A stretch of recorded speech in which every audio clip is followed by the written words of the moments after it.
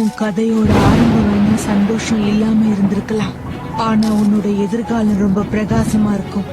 உன்னோட மீதி கதை இன்னும் பாக்கி இருக்கு. நீ யாரா இருக்கணும்னு நீதான் முடிவு பண்ணணும். போன வீடியோவில் நான் வந்து சொல்லியிருந்தேன் விட்லாபுரம் கோயிலுக்கு வந்தோம் அப்படின்னு. திரும்பியும் நான் வந்து கூப்பிட்டுருக்காரு முருகர் பாருங்க இந்த கோயிலுக்கு.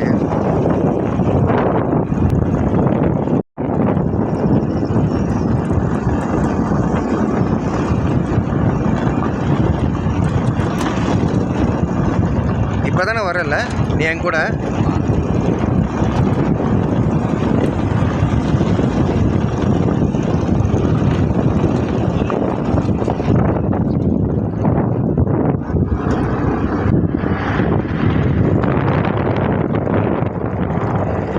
வழி தெரியுமா உனக்கு எப்படி போகிறதுன்னு?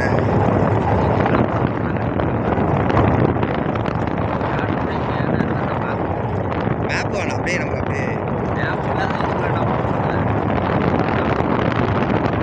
ஒரு நல்ல நாள் வந்து தண்ணி பார்க்கறதுக்கு ஒரு ஆள் கூட வரல பார்த்தா அந்த கவலையாகவே இருக்கும். மேலே யாருமே இல்லை. பூ நான் சொன்னேன்னா இல்லை நீங்கள் பூ இருக்கும்னா ஒரு பூ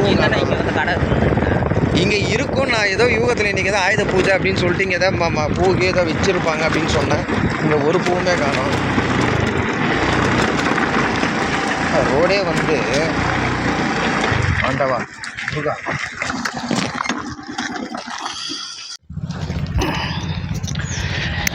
முருகா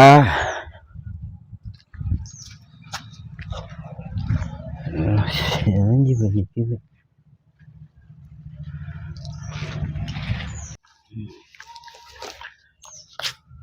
உன் கெஸ்ஸிங் படி இது எவ்வளோ வருஷம் ஆச்சுன்னு நீ நினைக்கிறேன்? என் கெஸ்ஸிங் பார்த்தா இது பல வருஷம், எப்படியும் ஒரு 100 வருஷத்துக்கு மேலே இருக்குன்னு நினைக்கிறேன். இது 1 வருஷமா? 100 வருஷத்துக்கு மேலே இருக்கும் கோயில்.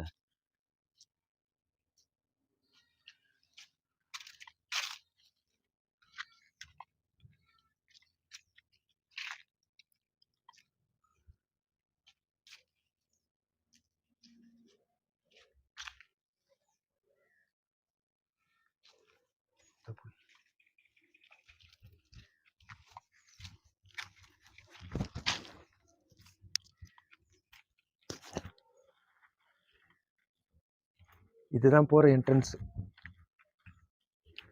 ஆனால் நான் ஃபஸ்ட் டைம் வந்ததுக்கப்புறமும் திரும்பி ஏன் நான் வர வைக்கிறேன்னு ஒன்றும் புரியல. யாரோ மேலே இருக்காங்க, யாருன்னு தெரில. வா படி கவுண்ட் பண்ணியா? நான் இப்போ இன்னும் வரைக்கும் கவுண்ட் கூட பண்ணல. முருகா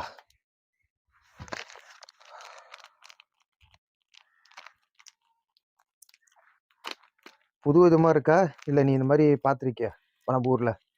நான் நம்ம ஊரில் இந்த மாரி பார்த்தது கிடையாது. இதான் எனக்கு புது அனுபவம் இது. முருகா தலைவா,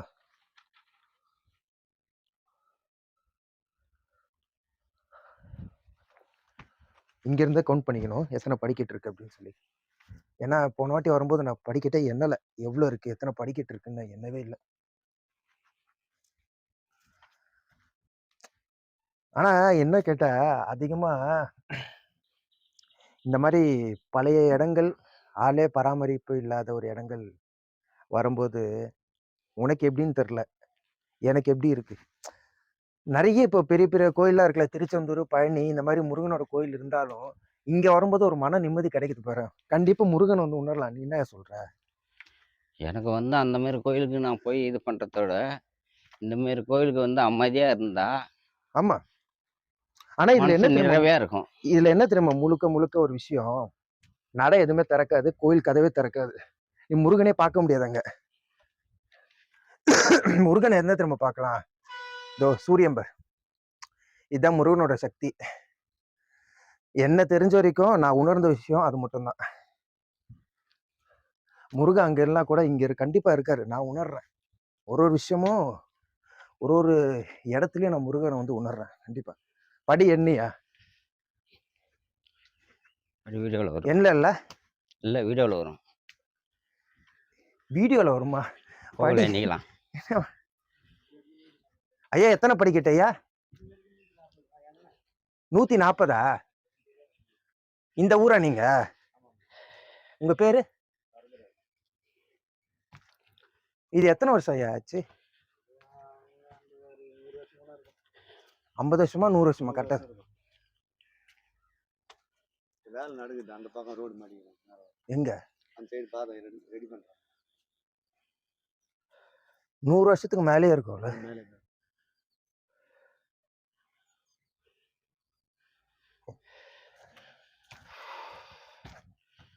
முருகா வா முடியலடாப்பா. ஏறு ஏறு வா. 140ல. அது மேல இருக்கு. ஓ அது என்ன இல்ல, இது வரைக்கும் தான். அதுவா கடைசி படிக்கட்டு 140. 140 படிக்கட்டு.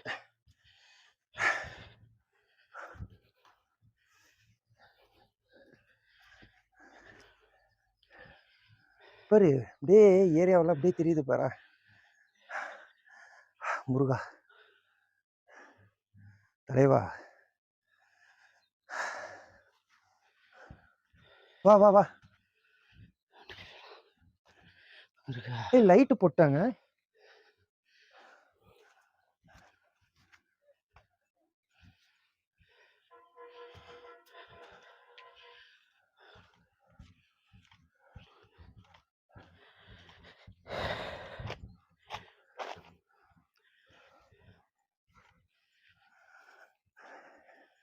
யார் சொல்லு? தெரியலையே. தெரியலையா?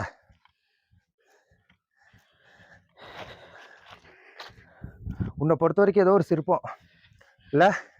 என்ன அது பத்தி வரைக்கும் 140 அந்த கடைசி படிக்கட்டு வரைக்கும். 42, 43.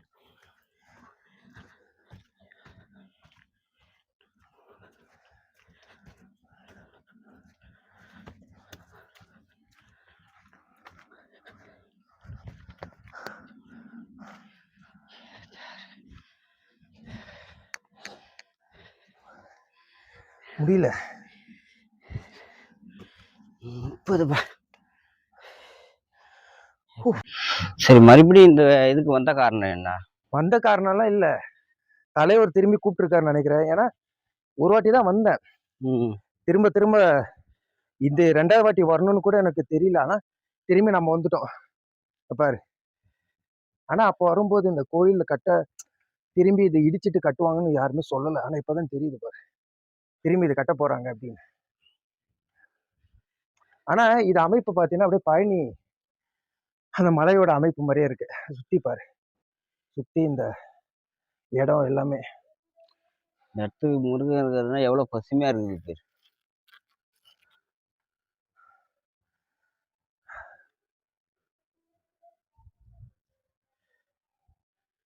பாட்டு சத்தம் ஓடுது பாத்தியா? இங்க வந்து நீ என்ன உணர்ற? இப்போ நீ இப்போ இந்த 150 படிக்கட்டு வரைக்கும் ஏறி வந்தல, 130 130 170 170 என்ன உணர்ந்திருக்க? நான் உணர்றது வேற விஷயம். இப்ப நீ என்ன உணர்ந்து? நான் வந்து மன நிம்மதி. முருகா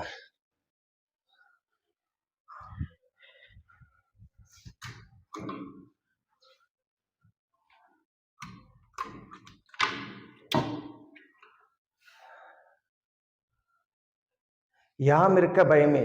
எவர் இந்த கல்வெட்டு பார், 1994ஆம் ஆண்டு கல்வெட்டு. இது என்ன கல்வெட்டு? அதே தானே? 1083 83 இந்த கல்வெட்டு. அதுல இருந்து எடுத்து இது வச்சுக்குது.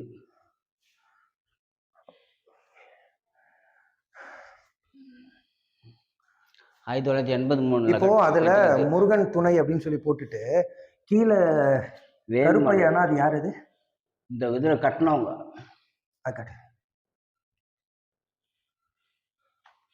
ராஜகோபுரத்துக்கு சிற்பி.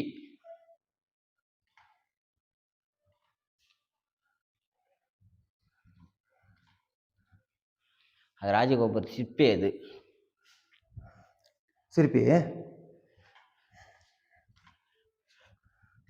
இந்த வண்டி அப்படி இங்க வந்தது? ஃபுல்லா நோண்டுறாங்கப்பா. இது ஒரு பாதை போது போல. அப்படி அதான் அங்க இடிச்சிட்டாங்கய்யா. நான் வரும்போது எதுவுமே இடிக்கலையா? பாதை போடுறாங்கன்னு சொல்றாங்க, தெரியலையா? முருகா நல்லவர் யாரோ. முருகா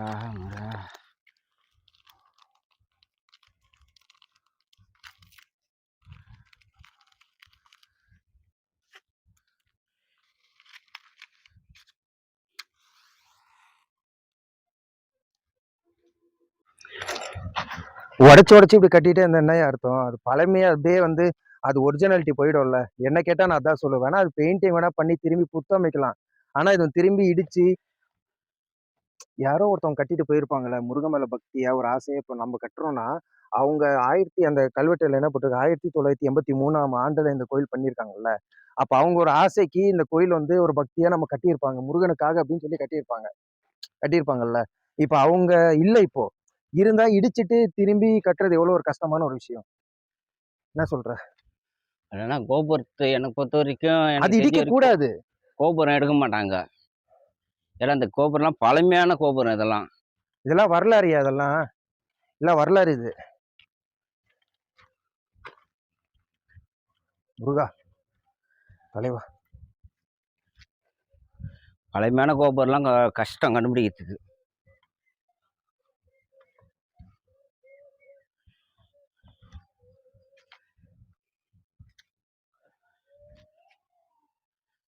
எவ்வளவு பேர் அகல்ல? நல்லா இருக்குல்ல அகலு? ம். பல்லி சத்தம் போடுது பத்தியா? நவகிரகம் போல இது. நவகிரகம் கோயில் இது. எப்பா முருகா. இது என்னவா இருக்கும்? கொடிமரமா? இது கொடிமரம். அப்ப கட்டின கொடிமரம். முருகா. ஃபுல்லாகவே கருங்கல்.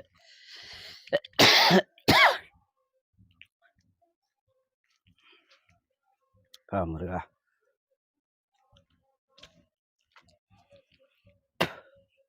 கிடைக்கிறது ரொம்ப கஷ்டம். என்ன அரிமா இது பண்ணி வச்சுறாங்க பேர். ஆனா அந்த அப்போ கட்டினது இன்னைக்கும் ஒரு வரலாறு சுட்டா இருக்கு பத்தியா? வரலாறு பேசும். இது இப்படியே விட்டுறலாம். என்ன சொல்ற? திரும்பி இடிச்சு அதோட ஒரிஜினாலிட்டியை கெடுக்கிற மாதிரி தான் இருக்கு. எனக்கு தெரிஞ்ச வரைக்கும் அதுதான்ப்பா இருக்கு.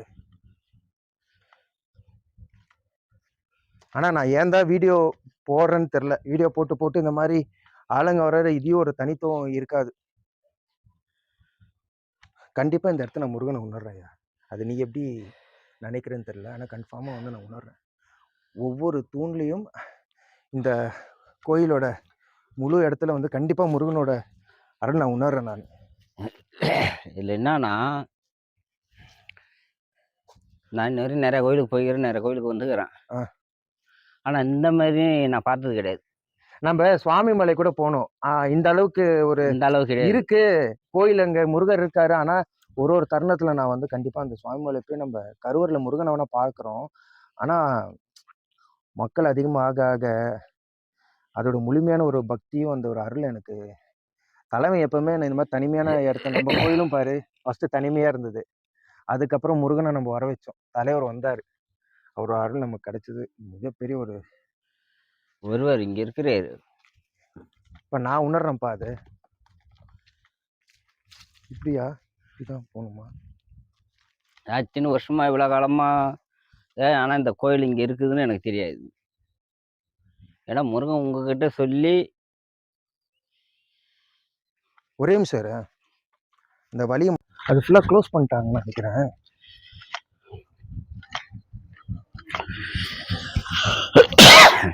இந்த அகல் இங்க இருக்கட்டும். இங்க பத்தியா? தலைவா, முருகா, ஆண்டவா,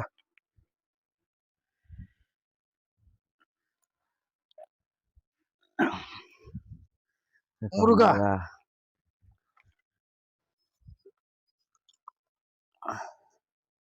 இதான்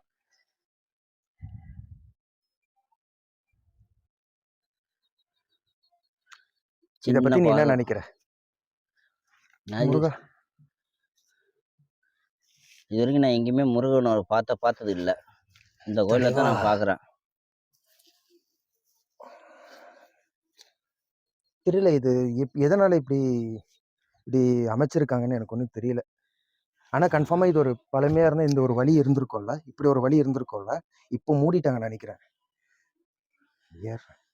மலை சைடு தான் இருக்குது வழி. ஆண்டவா, எப்பா முருகா. புல்லு இது இதா இருந்தாலும் இங்க வழியை மச்சாச்சு.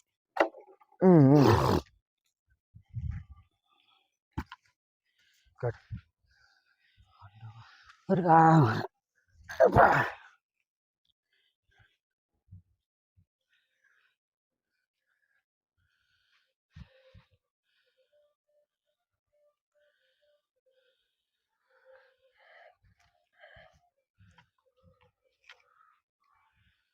வா.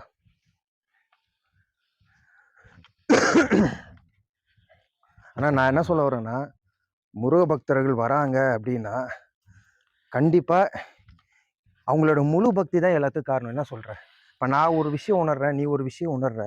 இங்க முருகன் இருக்கான் அப்படின்னு சொல்லிட்டு ஒரு நம்பிக்கை மூலியமா அந்த பக்தியா நம்ம வரோம். அந்த ஒரு மனசையும் அந்த ஒரு அமைதிப்படுத்துது இல்ல. முருகன் அருள் இல்லைன்னா ஒரு இடத்தாண்ட ஒரு கோயிலுக்கு வரணும்னா முடியாது. அவர் அனுகிரகம் இருந்தால் மட்டும்தான் வர முடியும்.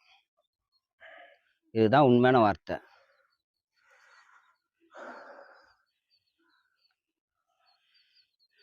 எவ்வளவு அழகான இருக்கு. இதெல்லாம் வந்து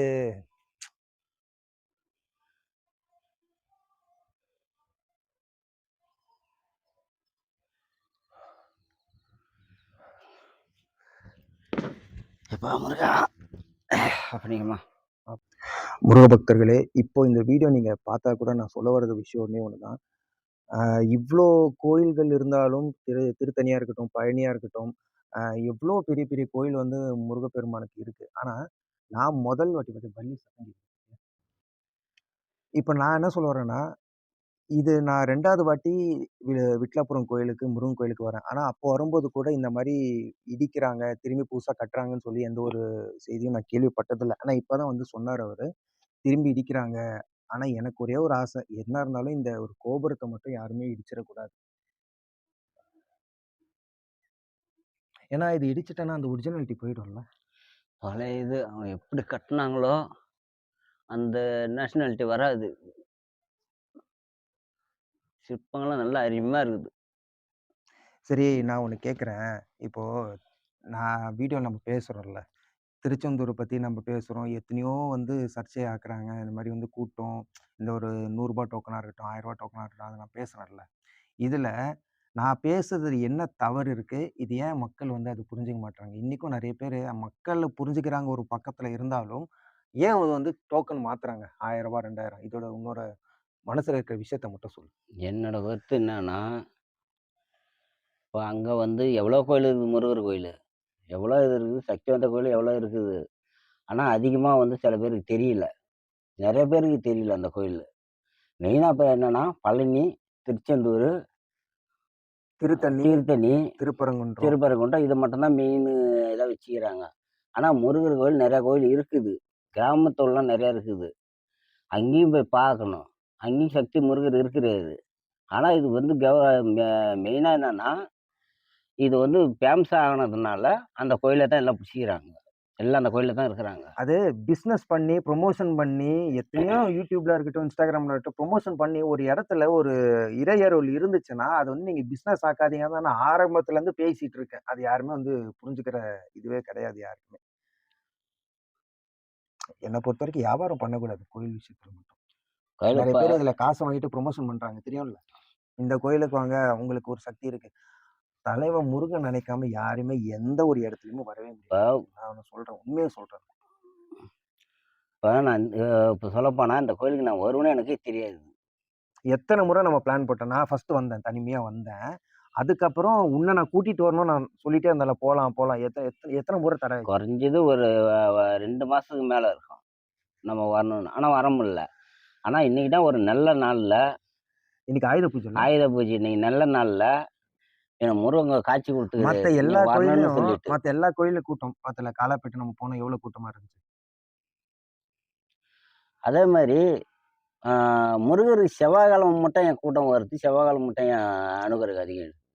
ஏன்னா செவ்வாய்க்கிழமை வந்து இது எல்லாமே மாத்திட்டாங்க. மக்களே வந்து புரிஞ்சுக்கிறாங்க. என்னன்னா செவ்வாய்க்கிழமை மட்டும் தான் முருகனுக்கு வந்து உகந்த நாளு.